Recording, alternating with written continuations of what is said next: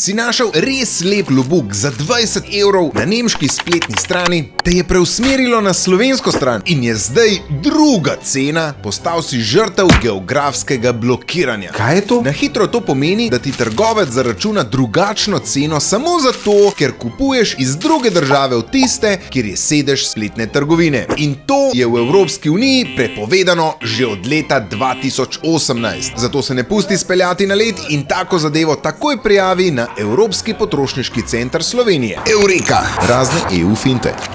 Aha, če torej povzamem, trgovci v Evropski uniji ti morajo omogočiti dostop do blaga in storitev pod enakimi pogoji po celotni uniji. Trgovcu kupljenega blaga ni treba dostaviti na tvoj naslov, kjerkoli v uniji, ti pa mora zagotoviti enako ceno in enake pogoje prevzema kot kupcem v svoji matični državi. Še več o tem in še marsi EU čem najdeš na spletni strani Tvoja Evropa.